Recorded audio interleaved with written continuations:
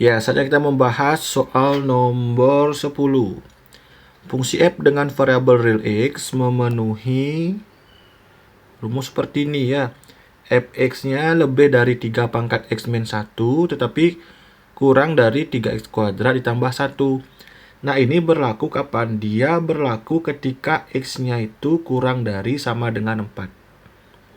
Nah, kemudian di soalnya diminta nilai dari fx di x sama dengan 3 yang tidak mungkin. Nah, berarti 3 itu kan bagian dari x kurang dari sama dengan 4. Nah, berarti dia bisa menggunakan rumus ini ya. Berarti tinggal ganti saja. Nah, pada awalnya kan 3 pangkat x min 1 kurang dari fx. Fx-nya kurang dari 3x kuadrat ditambah 1. Karena yang diminta itu adalah x sama dengan 3, berarti setiap ada x kita ganti dengan 3 atau substitusi dengan 3. Berarti 3 dikurang 1, kurang dari f3, kurang dari 3 dikali 3 kuadrat ditambah 1. Berarti ini jadinya F3 lebih dari 3 pangkat 2, tetapi F3-nya kurang dari 3 kuadrat itu 9. 9 kali 3, 27. 27 tambah 1, 28. Ya. Jadi kerjakan dulu 3 kuadrat, baru dikalikan dengan 3. Baru ditambah dengan 1. 3 kuadrat itu 9. Nah, berarti nilai F3 itu dia lebih dari 9, tapi kurang dari 28. Nah, ini artinya seperti ini ya. Berarti F3 itu dia kalau kita jadikan sebagai notasi himpunan lebih dari 9, berarti 9-nya tidak termasuk. Berarti dari mana? Dari 10, 11, 12 sampai dengan 28 tidak. Karena F3-nya kurang dari 28, berarti sampai 27. Nah, ini adalah himpunan dari F3 yang memenuhi atau yang mungkin. Sedangkan yang ditanya adalah yang tidak mungkin. Nah, berarti cari di antara keempat pernyataan ini yang mana tidak memenuhi atau tidak mungkin. Yang pertama, 7. Nah, 7 itu berada nggak dia di sini? Ya, ternyata tidak. Berarti ini yang kita cari. Berarti, karena dia tidak mungkin. Kemudian 12. 12. Ya, benar. Nah, dia berada di sini, tapi dia mungkin. Sekali lagi, yang kita cari adalah yang tidak mungkin. Nah, berarti ini bukan jawabannya. 9. Ini jawabannya 9 ya. Karena 9 itu tidak mungkin berada di sini dia. Kemudian 24. 24 mungkin. Berarti ini bukan jawabannya. Berarti jawabannya adalah pernyataan 2 dan pernyataan 4 saja.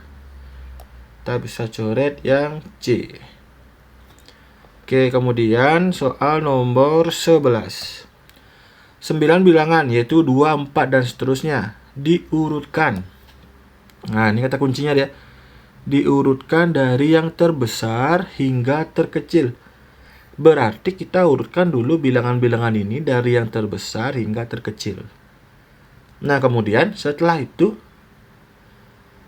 U dan T berturut-turut merepresentasikan bilangan pada posisi ketiga. Nah, berarti U-nya ini ketiga, T-nya ke-8. Tapi setelah datanya itu diurutkan. Oke, coba kita urutkan dulu. Dari yang terbesar. Yang terbesar di angka itu ada 8. 8 berapa kali muncul? 2 kali ya. 1, 2 ya, betul. Setelah 8, 7 berapa kali? 1 kali. Kemudian 6-nya 1 kali juga. Kemudian 5 apakah ada? 1 kali. Kemudian 4-nya 2 kali. Kemudian 3 apakah ada? Ada ya, 1 kali. Kemudian 2 satu kali. 1 nggak ada. Ya, coba kita cek. Itu 2, 3, 4, 5, 6, 7, 8, 9. Itu 2, 3, 4, 5, 6, 7, 8, 9. Ya, benar. Berarti sebagai U yang mana? Sebagai U itu adalah posisi ketiga. Ini sebagai U. Ke-8. 4, 5, 6, 7, 8. Nah, ini sebagai T. Nah, sekarang tinggal masukkan saja. Yang ditanya itu adalah 2 dikali U dikurang T. Berarti gimana? Ya gampang saja. Berarti 2 kali 7 dikurang T-nya 3. 2 kali 7 14. 14 kurang 3 itu adalah 11. Ya, berarti jawabannya 11. Apakah ada? Iya, yang D.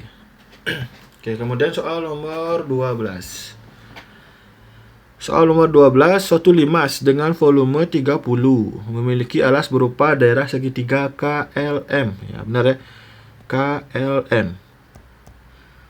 Dengan koordinat titik-titik sudut segitiga seperti pada gambar.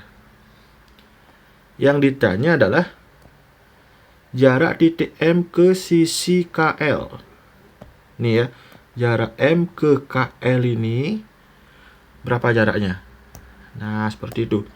Berarti ketika kita ditanya jarak, berarti kita cari atau tarik garis yang tegak lurus dari mana? Dari titik asal ke sisi KL yang dicari.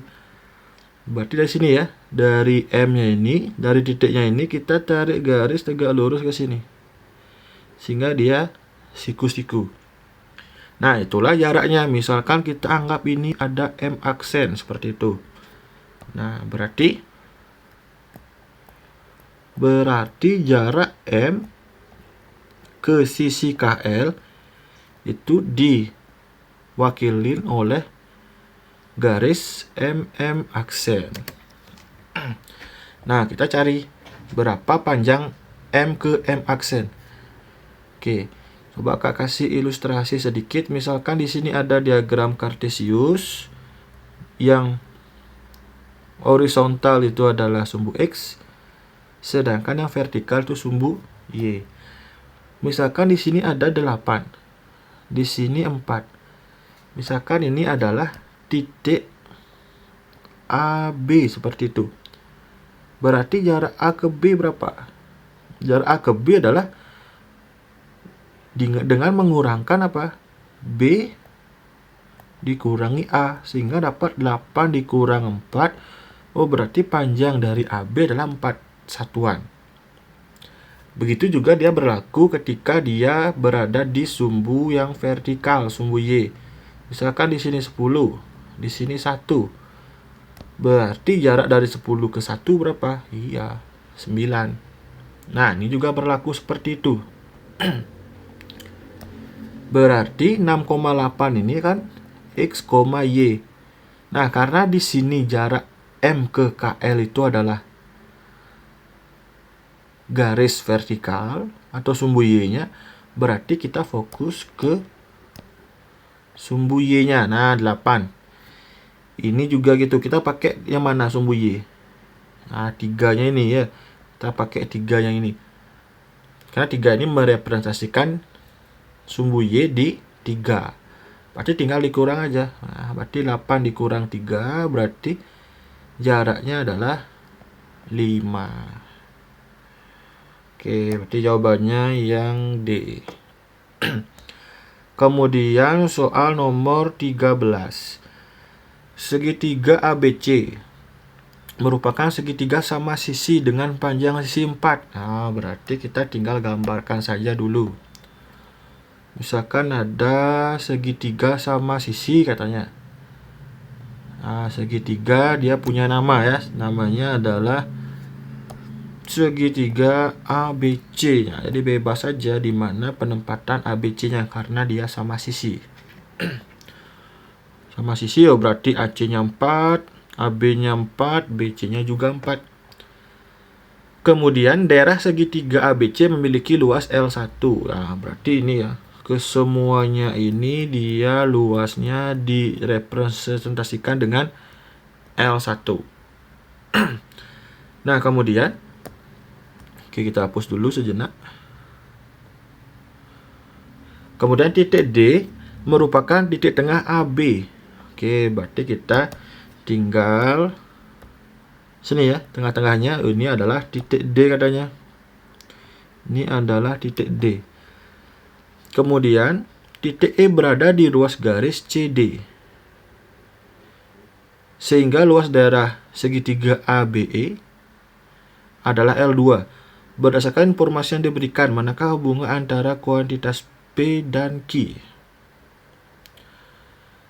Nah, di sini ABE mana nih? Titik D merupakan titik tengah AB, betul ya. Dan titik E berada di ruas garis CD. Ruas garis CD berarti kita tarik dulu dari garis C ke D. Nah, katanya titik E itu berada di ruas garis ini, tetapi dia tidak ditentukan. Tidak ditentukan apanya? Keberadaan titiknya. Nah, misalkan titiknya itu berada di sini. Misalkan titik E ternyata berada tengah-tengah gitu misalkan. Kita tarik garis ke sini sehingga ini E ya. Nah, sehingga ada punya dia luas sewilayah ini. Kemudian bagaimana kalau dia titiknya berada,